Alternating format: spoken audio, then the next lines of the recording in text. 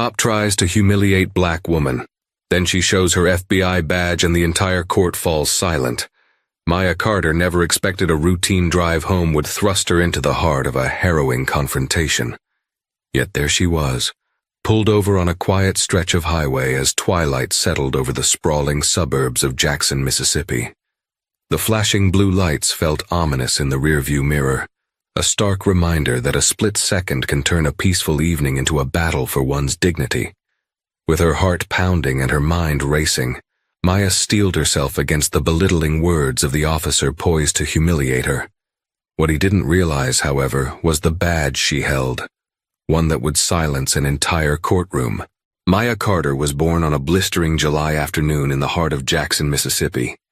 From the start, her parents, Thomas and Aaliyah Carter, instilled in her a powerful sense of purpose.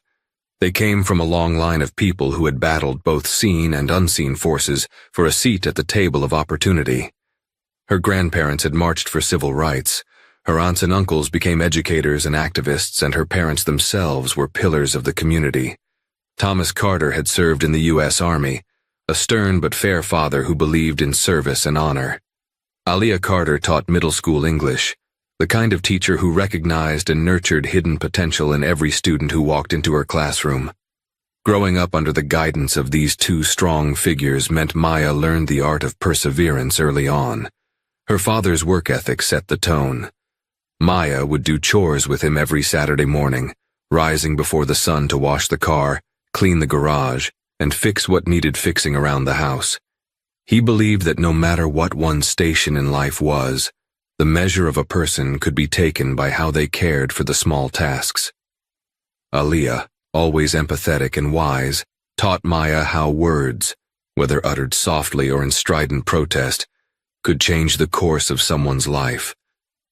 From an early age, Maya found herself enamored with stories of law enforcement and justice. She pored over her father's old military manuals and devoured every mystery novel she could get her hands on. Observing the turbulence in Jackson, where local headlines frequently reported on tensions between police departments and communities of color, she felt drawn to become a bridge between those worlds. As a teenager, Maya volunteered at community centers, often tutoring children whose parents were incarcerated or caught in the judicial system's grinding gears. She saw the unfairness, but she also glimpsed hope. By the time Maya reached high school, she had one dream in mind: the FBI. She wanted to stand on the front lines and protect the powerless, to investigate the darkest corners of crime, and to ensure that people like her family, whose names might not echo loudly in the halls of power, still had advocates. She excelled in school, took a keen interest in computer science and forensics, and wrote essays that captured the attention of her teachers, who recognized a bright star in the making. She went on to attend Howard University in Washington, D.C., majoring in criminal justice while minoring in psychology. Maya thrived in the city, but she never lost touch with her roots in Jackson. Every semester break, she went home to volunteer at the local youth center, speaking with kids about career paths beyond what they saw daily. She promised them that there was a big world out there, and they could play any role they chose. Upon graduation, Maya applied to the FBI. During the rigorous recruitment process, complete with fitness tests, background checks, interviews, and psychological evaluations, she never wavered. When she was finally accepted, tears of joy streamed down her face, joined by tears of pride on her father's cheeks. She packed her bags for Quantico, Virginia, prepared to give her all in training. Maya was no stranger to challenges, but FBI Academy tested her mettle in ways she never expected. She had to push herself physically, mentally, and emotionally to handle everything from firearm proficiency to advanced interrogation techniques. Day by day, Maya grew stronger and more determined. Her classmates, many of whom lacked her personal experiences of being a black woman in America, found her perspective eye-opening.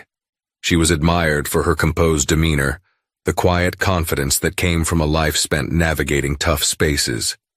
Upon graduation from Quantico, Maya was assigned to a field office in Washington, D.C., where she spent 2 intense years investigating financial crimes. Though not as glamorous as she had imagined, Maya threw herself into the details and became known for her meticulous approach and integrity. Finally, she requested a transfer closer to home.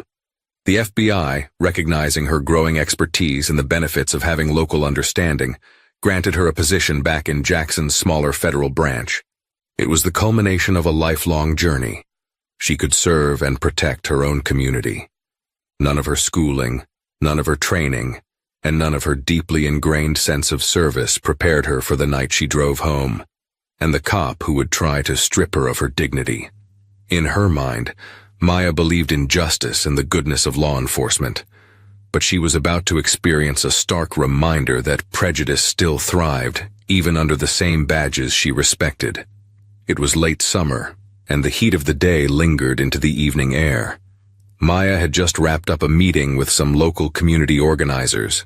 She had been assisting them with an outreach program for families at risk of becoming entangled in gang violence. Feeling content and a bit tired, she decided to drive home around 8 p.m. The roads were virtually empty.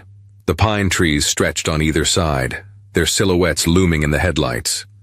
Maya hummed her favorite jazz tune, turning the volume up to fill the space with the soothing sounds of saxophone. She planned a simple evening: call her mom, do some light reading for an ongoing fraud case, and maybe slip into bed a bit earlier than usual.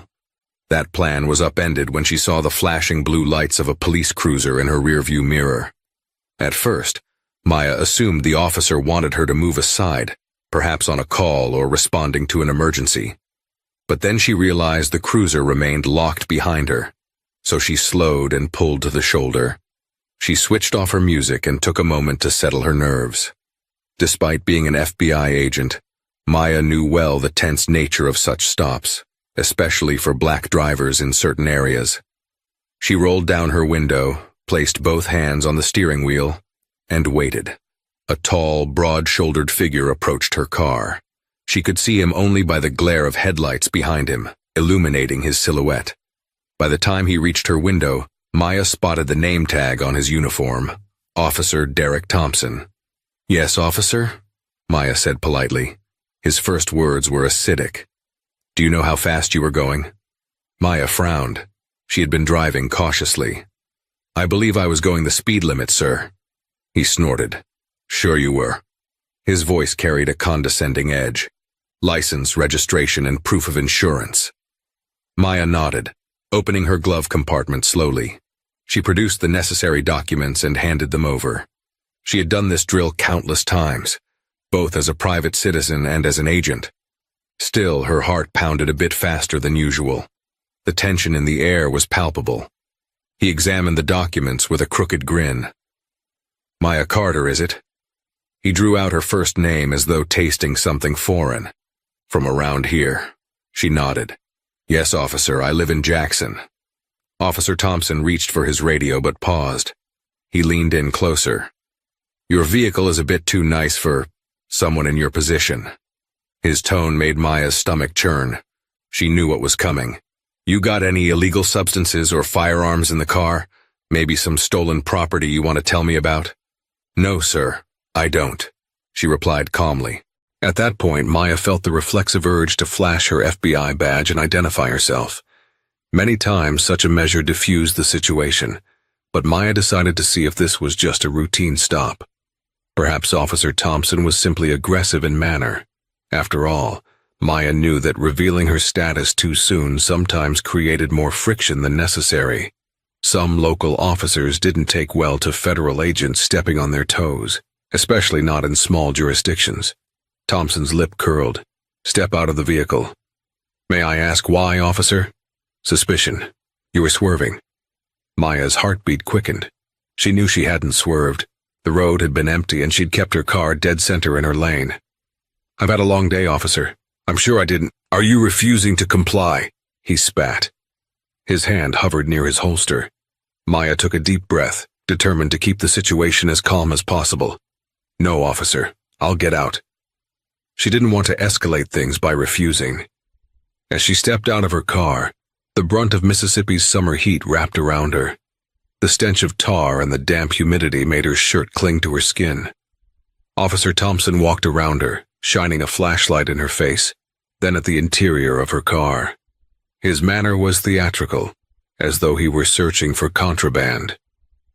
"You mind explaining why you're driving this late?" he asked, voice dripping with suspicion. She was about to speak when he cut her off. "I'll tell you what this looks like to me," he said, leaning in. Maya sensed the hostility in the angle of his posture. Late night, out on a rural stretch of road, fancy car registered to Maya Carter. "We get a lot of folks running dope through here, you see. My guess? You got something in that trunk you don't want me to see." Maya forced herself to remain calm. "Officer, I've done nothing wrong. I was heading home. If you want to search the trunk, go ahead." He eyed her with skepticism. "You mind if I check your bag, too?" Maya felt the world slow down. In her bag was her FBI identification. She had her standard wallet with her driver's license, but her official badge was in a discreet compartment of her purse. The question was, should she allow him to rummage through without telling him who she was, or should she produce her credentials and resolve this? She glanced at him. The look on his face told her that even if she revealed her badge, it might not diffuse the situation. Something about him felt toxic. "Officer, if you have probable cause to search my bag, I'll cooperate, but—" He smirked. "You're being awfully difficult, Miss Carter." His tone was borderline threatening, and Maya's patience wore thin. "I'm not being difficult, Officer Thompson. I'm aware of my rights, and I'm cooperating with your lawful request. If you would like to see inside my bag—" Suddenly, he grabbed the bag from the passenger seat. "We'll just see about that." Without waiting for her consent, he began rummaging through it, shining his flashlight. Maya stood inwardly seething, balancing her desire to keep peace with her knowledge that he was violating procedure. Moments later, he pulled out a small leather case. He flipped it open, shining the flashlight over it. His face registered shock, followed by immediate anger. "What the hell is this?" Maya took a steadying breath. "That's my FBI identification, sir."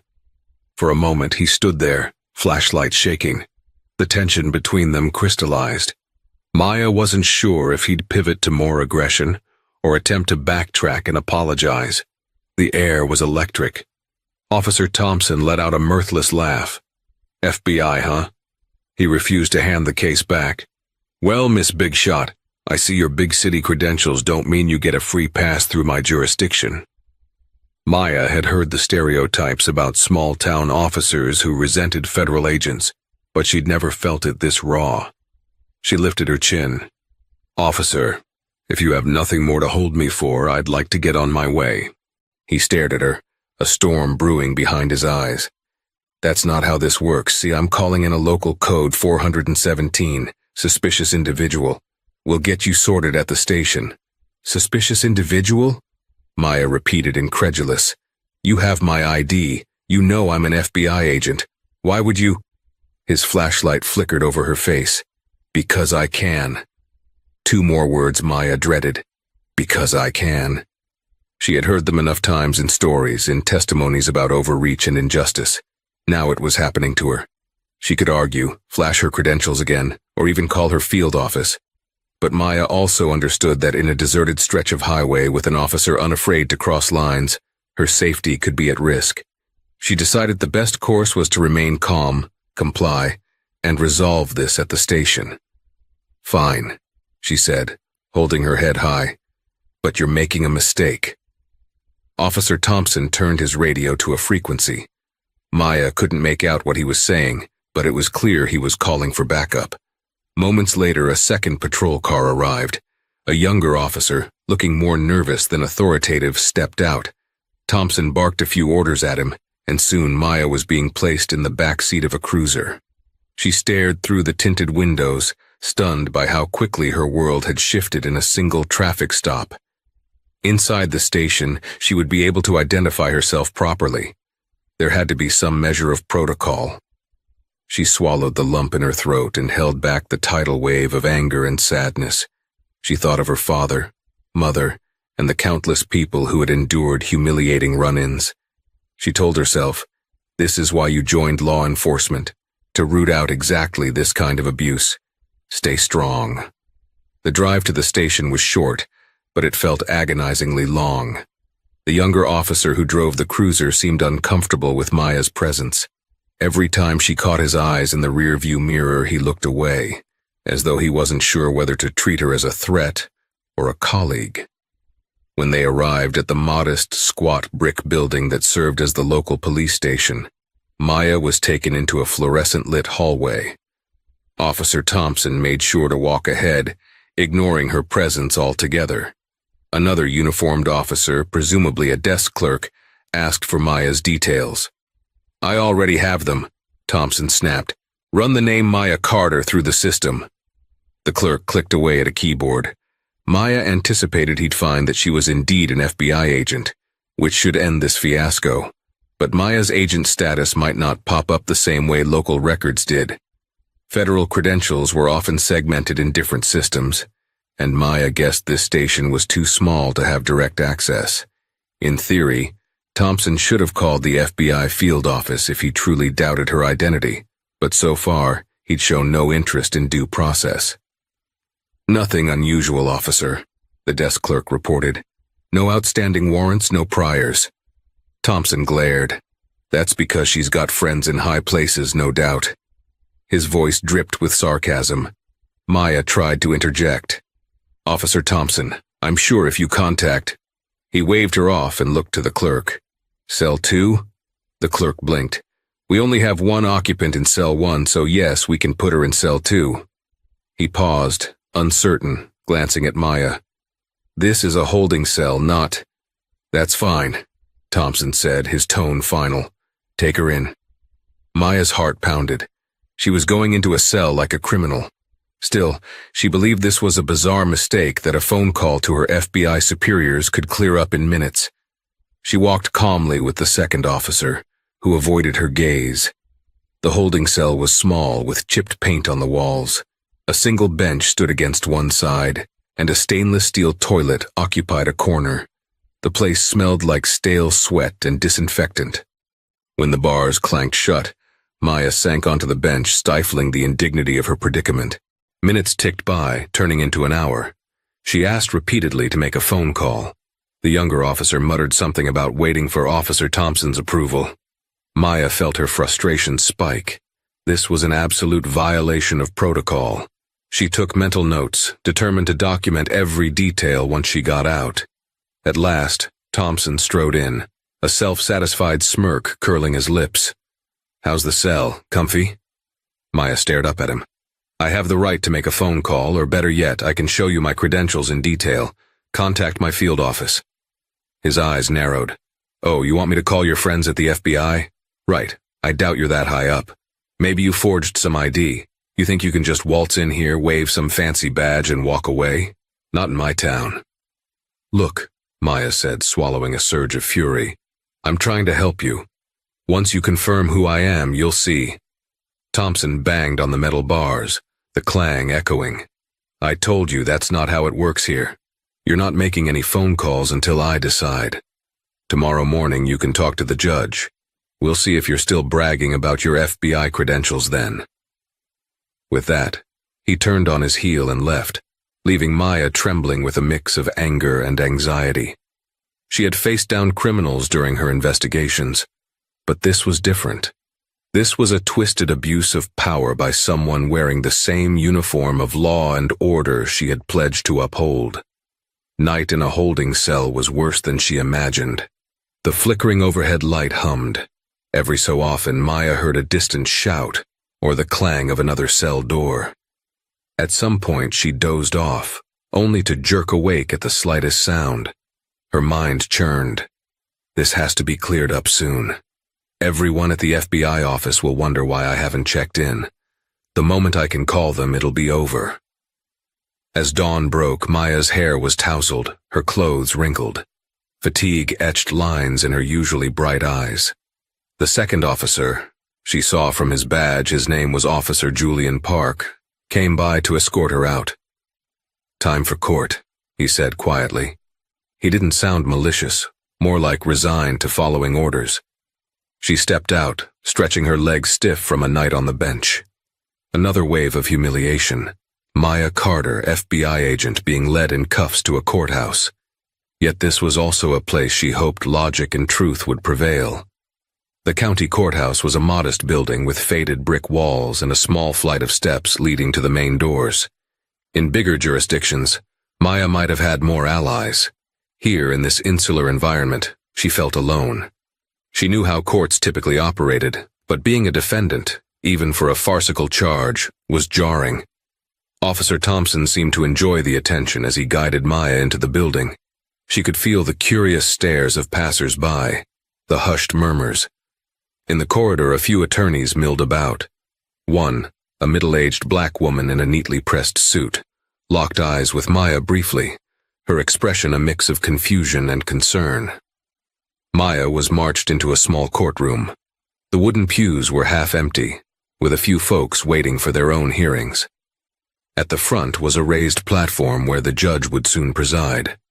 A single American flag stood to one side, next to the state flag of Mississippi. The overhead lights flickered slightly, and the smell of old leather from the chairs lingered in the air. After a few minutes of tense silence, Judge Karen Ellison entered, wearing her black robe and a stern expression. Court was in session. The bailiff announced the schedule, reading off names of individuals who would appear. Maya's turn came last, presumably because Thompson wanted to make a show of it. The judge eyed Maya with mild curiosity. Maya stood in front of the bench, flanked by Thompson, who had to state the nature of the arrest. The courtroom was quieter than a tomb. "Yes, Your Honor," Thompson began, clearing his throat. "I pulled Miss Carter over for erratic driving. She seemed under the influence, perhaps. She refused to cooperate, raised suspicion, and claimed she was an FBI agent. Her ID is questionable, so I brought her in on charges of resisting arrest and possible forged identification." Maya felt her blood boiling. Thompson had twisted the story beyond recognition. She opened her mouth to speak, but she didn't have a defense counsel yet, and the judge asked Thompson another question, ignoring Maya's attempt. "Officer Thompson," Judge Ellison said, "did you perform a sobriety test?" Thompson paused. Well, not exactly, Your Honor, but I had cause to believe she was swerving and acting erratically." The judge's expression hardened a fraction. "Cause to believe? Did you find any substances or weapons in her car?" "No, Your Honor." "And these FBI credentials you mention, have you made any attempt to verify them?" Thompson cleared his throat awkwardly. "I tried calling a contact, but it was after hours and I got no immediate response." Judge Ellison's eyebrows rose. "Officer Thompson, if Miss Carter is indeed an FBI agent, that drastically changes the nature of these charges. You realize the seriousness of arresting a federal officer without probable cause?" Maya watched Thompson shift uncomfortably. This was a glimmer of hope. Someone was finally asking the right questions. But Maya also felt a twinge of dread. She'd encountered judges who saw local officers as infallible. She needed more concrete proof to clear herself. The judge turned to Maya. "Miss Carter, do you have legal representation?" Maya shook her head. "No, Your Honor, not at the moment. This happened unexpectedly. I spent the night in a holding cell with no opportunity to call an attorney or my field office." She spoke with calm composure, determined not to appear rattled. Judge Ellison's eyes flashed with concern. "That's highly unusual. Everyone should be granted a phone call or access to counsel." She eyed Thompson again. "Officer Thompson, is this correct?" He shrugged, feigning innocence. "She was uncooperative and belligerent, Your Honor. We had to follow procedure. She's trying to talk her way out of trouble with that badge." Before Maya could reply, the door to the courtroom swung open with a creak. In walked a man Maya recognized immediately. Special Agent Marcus Wheeler, one of her senior colleagues from the FBI field office. He strode with purpose, wearing a tailored gray suit. A hush fell over the court as he approached the bench. Agent Wheeler introduced himself in a measured tone. "Good morning, Your Honor. I am Special Agent Marcus Wheeler from the FBI's Jackson field office. I received a concerning report this morning that one of our agents was detained without probable cause. I'm here to clarify the matter on behalf of the Bureau." A ripple of surprise coursed through the small crowd. Judge Ellison nodded, seemingly relieved to have official clarification. Agent Wheeler, can you confirm Miss Carter's status as an FBI agent? He nodded, producing documentation. Yes, Your Honor. Maya Carter is a fully qualified special agent. We have her credentials on file, along with her official badge number, which matches the one Officer Thompson confiscated. She's been serving in the Bureau for 4 years with no incidents on her record.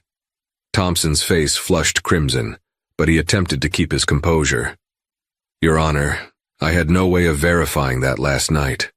Maya interjected this time, her voice steady. With all due respect, Officer Thompson refused to let me make any phone calls, nor did he attempt to properly verify my status with the FBI. He said he had cause to detain me, but never performed a proper test or provided a lawyer. Judge Ellison pressed her lips together, her gaze flicking between Maya, Agent Wheeler, and Thompson. Officer Thompson, this is problematic. I'm inclined to release Miss Carter immediately and dismiss these charges. I suggest we set an evidentiary hearing to look into your conduct during the arrest. The hush in the courtroom was absolute. Thompson glared at Maya, but she could see fear in his eyes. He opened his mouth to protest, but the judge raised a hand. Officer Thompson, you will return Miss Carter's property, including any identification or personal belongings, effective immediately, Judge Ellison declared. I'll be scheduling a hearing for the day after tomorrow to review your account of probable cause. Until then, Miss Carter is free to go. Maya exhaled deeply, relief washing over her. Yet she knew she was far from done. If a hearing was scheduled, she would have the opportunity to bring to light every misstep and unethical act Officer Thompson had committed. She also suspected that the news would ripple through the local law enforcement community, potentially turning some officers against her. But Maya was ready. Justice needed to be served. Thompson removed her handcuffs, practically throwing them off in frustration. He stalked away, refusing to meet Maya's eyes. Agent Wheeler guided her out of the courtroom, handing her a small bottle of water once they were in the corridor. Thank you, Maya murmured, grateful beyond words for his timely arrival. Thank the judge's clerk, Wheeler replied, a note of irony in his voice. They realized what was going on and alerted us. Maya, are you okay? She nodded, her voice a bit shaky. I'm furious, humiliated, but I'll live. I want to see this through. He can't just get away with it. Agent Wheeler's expression was grim. And you shouldn't let him. We'll support you.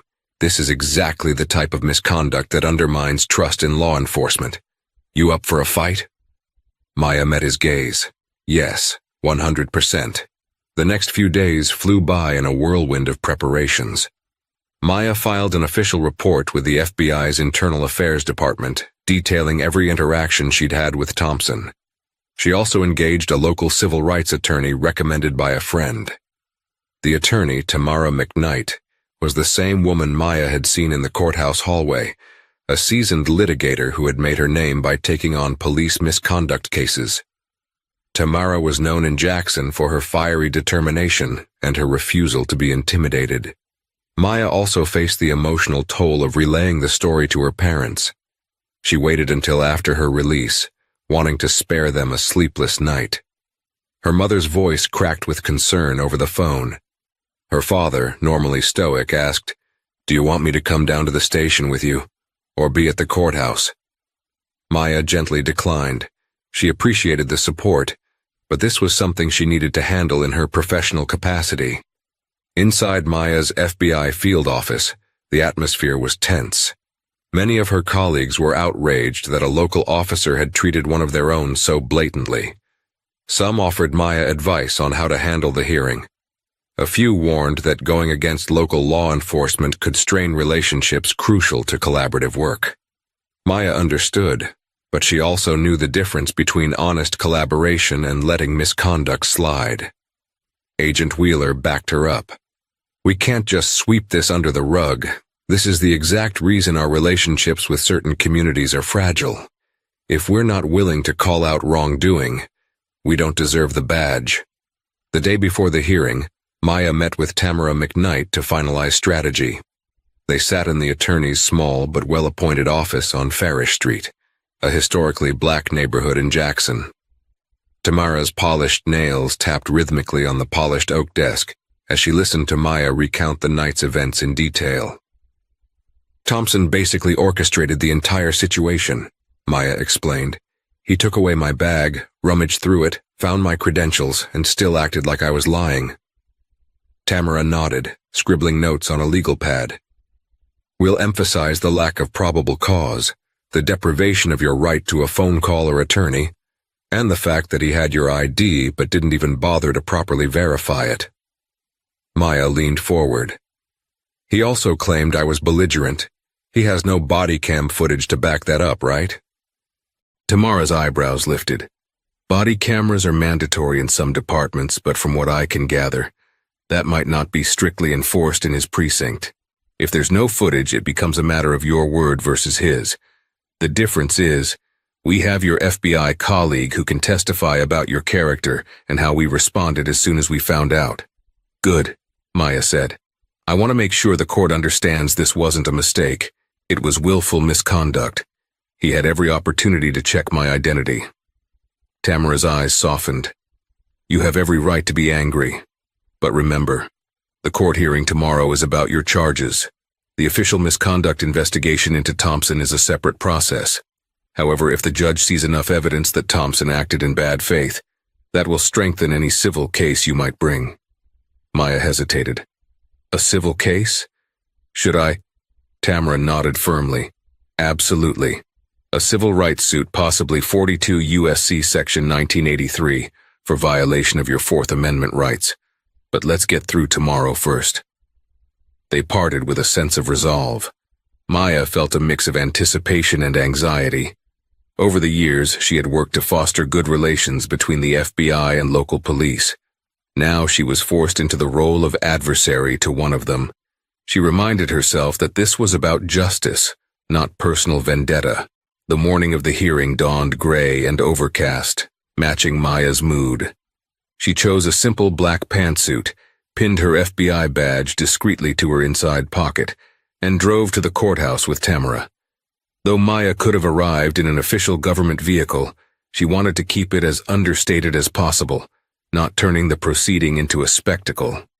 Outside the courthouse, a small group of onlookers had gathered, presumably family members of others set to appear in court. A local news crew hovered, apparently alerted to the unique case of FBI agent versus local cop. Maya felt a twinge of nerves as she spotted a reporter eyeing her. She wasn't used to public attention, preferring her investigative work behind the scenes, but she squared her shoulders. If raising awareness could prevent the next fiasco like this, so be it. Tamara marched beside her with unwavering confidence. They entered the building and found the courtroom bustling. Officer Thompson stood near his counsel, a wiry man in a rumpled blazer who glanced dismissively in Maya's direction.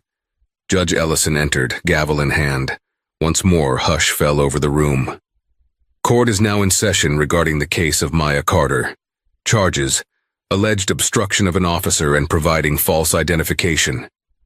The judge's voice echoed through the space. Thompson's counsel looked anxious. Maya took her seat beside Tamara, her heart pounding but her posture composed. The judge began.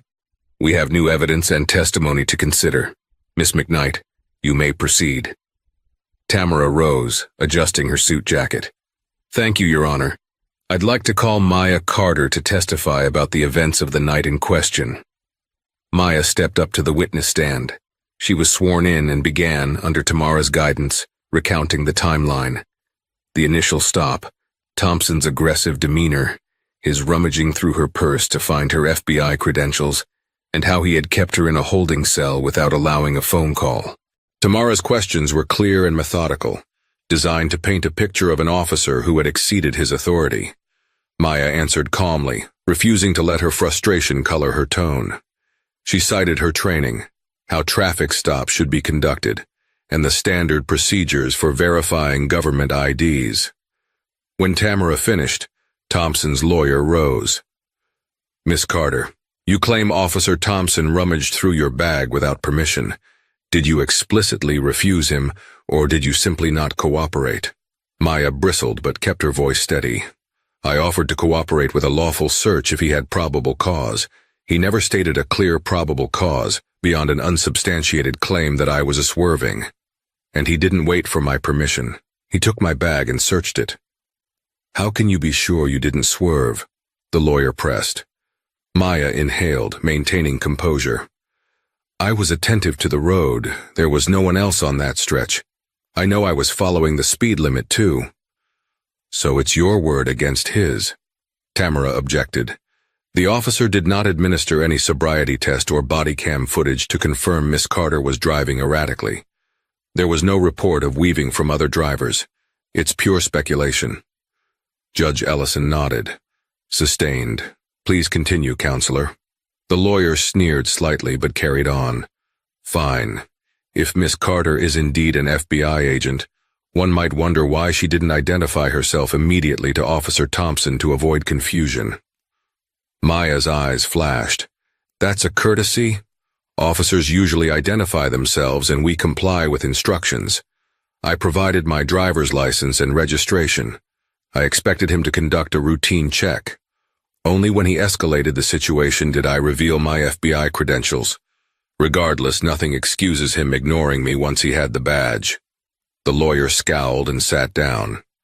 Tamara subtly grinned at Maya, then turned to the judge.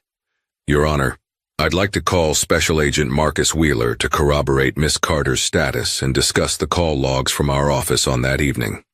Agent Wheeler took the stand next. He presented phone records showing Maya's repeated attempts to check in around 8 p.m., then her abrupt radio silence, alarming enough for the FBI to look into it the next morning. He also detailed their internal verification system, which would have confirmed Maya's identity had Officer Thompson or his station made a proper request. Thompson's lawyer tried to counter by suggesting the FBI's system might not be readily accessible to local law enforcement overnight. But Wheeler calmly explained that the station only needed to leave a message or call the main line. An on-call agent would have responded within 30 minutes. The fact that no attempt was made indicated a deliberate withholding of Maya's rights. The judge turned to Thompson, who stood looking sullen by the defense table. Officer Thompson, do you have any witnesses or evidence? He cleared his throat. I do not, Your Honor. The dash cam was under repair. My partner that night was a new recruit, so he didn't record anything. But I maintain Miss Carter was acting suspiciously. Judge Ellison's face remained impassive. Why didn't you administer a sobriety test or at least conduct a thorough search under standard procedure? She was resistant, Thompson muttered. Claimed to be FBI. I wanted to handle it at the station. Without letting her make a phone call or verifying her identity? Thompson's eyes darted nervously. Yes, Your Honor, I was doing my job. Questionable interpretation of your job, Judge Ellison said, her voice frosty. The hearing recessed for a brief period while the judge considered the evidence. Maya felt the tension coil in her stomach. Tamara gave her a reassuring nod, but Maya's mind raced with all possible outcomes. She knew the law was on her side, but local politics could sometimes tilt the scales in unexpected ways. When Judge Ellison returned, the entire courtroom fell silent. I find that Officer Thompson lacked probable cause for the traffic stop, mishandled Miss Carter's detention, and failed to adhere to proper procedure regarding the verification of her federal credentials. The charges against Miss Carter, obstruction of an officer and providing false identification, are hereby dismissed. Furthermore, I'm recommending an internal investigation into Officer Thompson's conduct, and I will request that the District Attorney's Office review possible charges of official misconduct. A tangible wave of relief washed over Maya. Thompson's face reddened, and she could see rage flicker behind his eyes. The judge banged the gavel and the hearing concluded. The watchers in the gallery murmured, some with shock, others with satisfaction. Maya felt a sense of vindication, but also a profound sense of sadness. Sadness that it had to come to this, that a fellow officer of the law could abuse power so wantonly. Outside the courtroom, reporters swarmed. Tamara gently shielded Maya, who offered a brief statement. I'm grateful the court recognized the misuse of power in this case. My hope is that this incident sparks a larger conversation about accountability, training, and respect between law enforcement and the communities they serve." Then they broke away, Maya's heart pounding with a mixture of triumph and resolve. She wanted to savor the moment, but she knew the fight wasn't over. Thompson had tasted power once and might not give it up so easily. Over the next few weeks, Maya stayed busy. Officially, she was back on her regular FBI assignments. Unofficially, she became the center of attention in Jackson. News outlets debated the story. Cop arrests, FBI agent, racial profiling, or genuine mistake. Maya received dozens of messages, some supportive, some hateful. Her family shielded her from the worst, but Maya still felt the sting of certain voices calling her a traitor to law enforcement, or worse, a black supremacist. An unexpected twist arrived when an anonymous tip was delivered to Maya's office. It was a sealed envelope containing a single piece of paper with the words, "Ask about Thompson's time in Gulfport." Intrigued, Maya asked Tamara to do some digging. Tamara's research revealed that Thompson had indeed served as an officer in Gulfport, Mississippi, but there were rumors he'd left under suspicious circumstances, a departmental complaint about excessive force that never reached the public. This spurred Maya to investigate further.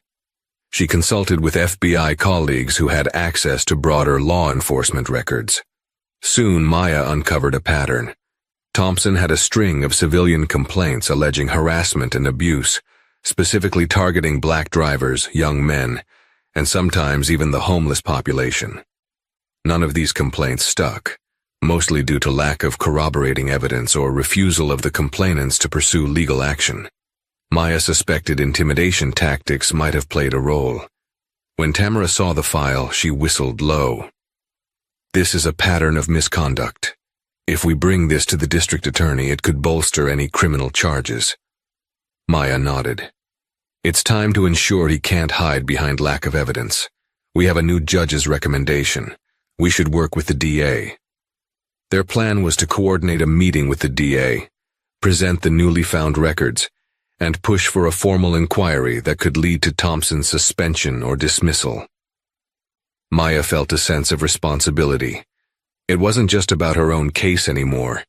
It was about stopping a repeat offender from abusing others. True to Maya's instincts, backlash from local law enforcement circles grew. Some officers sided with Maya, disgusted by Thompson's actions.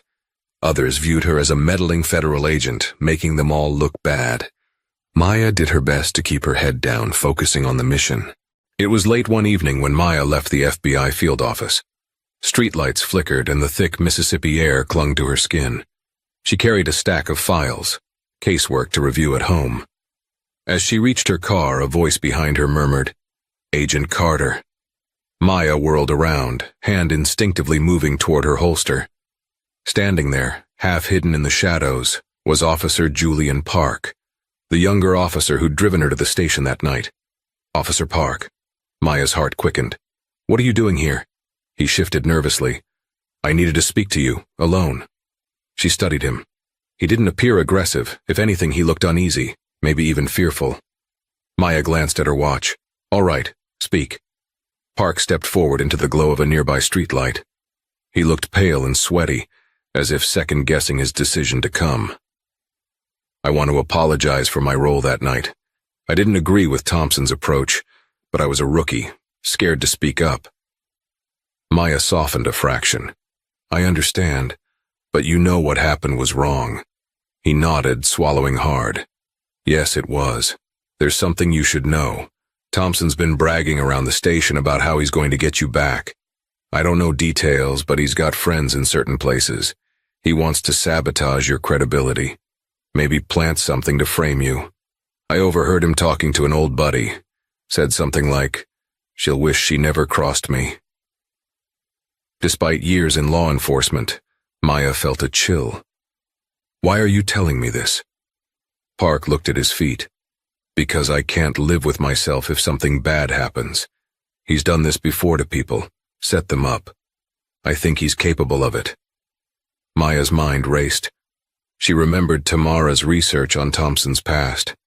Thank you for the warning. I'll be careful. You realize you might have to testify if it comes to that. Park's face grew even paler. If I have to, I will. I just can't keep quiet anymore. Maya nodded, placing a reassuring hand on his shoulder. I appreciate it. You're doing the right thing. Please be cautious. Park fled into the night, leaving Maya with a sense of foreboding. Thompson was more than just a loose cannon. He was vindictive. She steeled herself, knowing that confronting bullies often provokes them into lashing out. She decided to inform Agent Wheeler and Tamara. This time, she vowed, if Thompson tried anything crooked, she'd be ready. After receiving Park's warning, Maya crafted a plan with Agent Wheeler. They approached the FBI's internal affairs and the local DA's office, explaining the potential threat. With the DA's cooperation, Maya's car and personal belongings were discreetly equipped with hidden trackers and cameras. If Thompson attempted to plant evidence, they'd catch him red-handed. Days dragged on with no sign of trouble, but Maya remained vigilant. She carried out her regular duties, visited local community centers for outreach, and continued investigating ongoing fraud cases. In the background, she was also assisting Tamara in building the civil case. Tamara found additional individuals willing to share how Thompson had harassed them, mostly off the record, but Maya hoped at least one or two would formally testify. Then, late one afternoon, Maya left her office to find her car's passenger door slightly ajar. Her heart skipped. She always locked her car. Approaching with caution, she saw the interior had been rifled through, papers from her glove compartment strewn about. Maya drew her gun, scanning the area for any sign of movement. Whoever did this was gone. Slowly, Maya peered inside. A Ziploc bag of suspicious white powder lay on the passenger seat, an obvious attempt to frame her. Maya felt a flush of anger, but also a grim sense of vindication. She pressed her phone to call Wheeler and local authorities who were part of the sting. Within minutes, a specialized team arrived, dusting for prints and collecting the bag as evidence. The hidden camera Maya had installed in her car's dome light had captured everything. When Maya viewed the footage later, her suspicions were confirmed. Clear as day, Officer Derek Thompson's angry features filled the screen. He'd picked the lock, rummaged through Maya's vehicle, and placed the bag of drugs. He even muttered to himself, "Let's see you talk your way out of this, FBI princess." Maya's breath caught in her throat. Park's warning had been accurate. This was far beyond a petty grudge. This was a serious felony. But Maya also had all the evidence needed to bring Thompson down. Within a week, the district attorney's office filed charges against Thompson for tampering with evidence, attempted entrapment, and other violations. The case moved swiftly, given the clarity of the video and Thompson's prior record of complaints. Maya served as the key witness. In a twist of irony, they found themselves back in the same courthouse, standing before Judge Ellison once more. This time, Maya wasn't the defendant. She was the principal witness for the prosecution. The courtroom buzzed with reporters, local activists, and curious members of the public. The tension was palpable. Thompson entered, flanked by his new lawyer, an older, more imposing figure. The video evidence was played on a large screen. Gasps rippled through the crowd as Thompson was clearly seen placing the drugs in Maya's car. The defense tried to argue that the footage might have been tampered with, but the FBI forensics unit had verified its authenticity. They also tried to claim Maya had a vendetta and set Thompson up, but the presence of the camera had been authorized in advance by the DA, precisely because Maya had been warned about Thompson's intentions. Park testified, his voice shaking but resolute. He described the conversation he overheard, Thompson bragging about framing Maya. The defense accused Park of being a disgruntled rookie. Still, Park held firm, repeating, "I heard him plan to plant evidence. I had to speak out."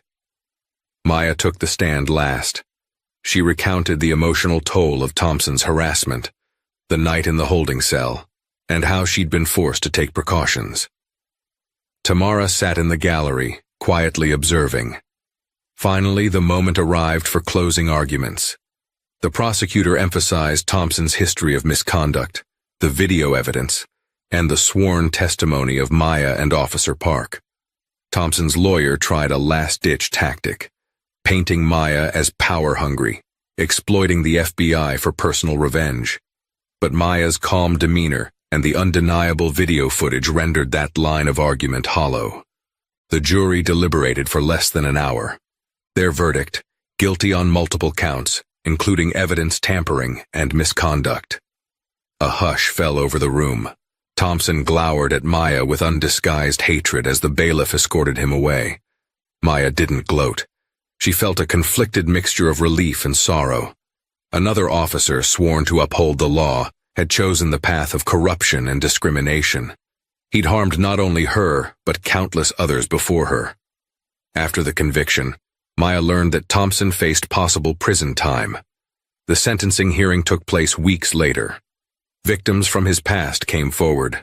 Some gave statements about how he had illegally searched them, threatened them, and destroyed their trust in law enforcement. The judge sentenced him to 4 years in state prison, with the possibility of parole after 2. Following the sentencing, Maya stepped out of the courthouse, the sun warm against her face. Tamara joined her, a small smile on her lips. "You did it," she said, patting Maya's shoulder. "Justice served." Maya released a tremulous sigh. "Part of me still feels sad. He wore that uniform. I used to idolize the uniform." Tamara nodded. "A uniform doesn't automatically come with integrity. You showed a lot of courage, Maya." In the ensuing days, Maya's civil suit proceeded smoothly. The municipality settled quickly to avoid a protracted trial. Maya insisted a portion of the settlement be directed to local civil rights and youth mentorship programs. She wanted something good to come from the injustice she endured. Media coverage turned Maya into a minor local celebrity. Some praised her bravery, others resented the scrutiny she brought upon the police force. But Maya knew it was bigger than her. If her ordeal prevented even one more person from experiencing such abuse, it was worth it. In private moments, she wrestled with the emotional aftermath, flashbacks of the holding cell, that feeling of powerless rage. Her father took her fishing one weekend, offering quiet support, letting the tranquil waters soothe her nerves. Her mother cooked her favorite meals, telling her how proud the entire family was. Agent Wheeler assured her that the FBI's upper ranks applauded her stand against corruption. Maya returned to her normal life, investigating white-collar crimes and helping the community from the inside out. The stares and whispers gradually died down, replaced by a quiet respect for the agent who wouldn't compromise her principles. Months later, Maya found herself driving on that same stretch of highway where Thompson had first pulled her over. It was dusk, and the pines lined the road as before. This time, there were no flashing lights in her rearview mirror. She reflected on how far she had come since that fateful night. The experience had shaken her faith in parts of the system, but it also reaffirmed her commitment to uphold the law in its truest sense, fair, equitable, and just. As Maya neared home, she remembered all the faces who had stood by her, the judge who listened, the attorney who fought, the colleague who believed, and even the rookie officer who found his conscience. She also thought of those who were too afraid or discouraged to speak out when victimized by authorities. She vowed to keep fighting for them, to be a champion for accountability. In that promise, Maya found a renewed sense of purpose, driving forward into the future with her head held high, the memory of her FBI badge gleaming, a testament to her unyielding resolve for justice. Maya Carter never expected a routine drive home would thrust her into the heart of a harrowing confrontation. Yet there she was, pulled over on a quiet stretch of highway as twilight settled over the sprawling suburbs of Jackson, Mississippi. The flashing blue lights felt ominous in the rearview mirror, a stark reminder that a split second can turn a peaceful evening into a battle for one's dignity. With her heart pounding and her mind racing, Maya steeled herself against the belittling words of the officer poised to humiliate her. What he didn't realize, however, was the badge she held, one that would silence an entire courtroom. Maya's triumphant stand against misconduct reminds us all that justice can prevail when truth meets courage. Her nightmarish ordeal began with a single traffic stop, but ended up shining a spotlight on the destructive power of unchecked bias. Her resilience, and the support of those brave enough to speak out, proved that no one is above the law, not even those who wear the badge. If Maya's story resonates with you, help amplify its message by hitting that like button and sharing this video with your friends.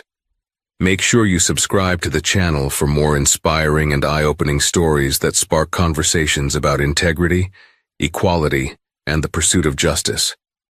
Together, we can keep these vital issues on everyone's radar, ensuring that accountability remains a priority in every corner of our communities. Thank you for watching, and remember, real change starts with each of us.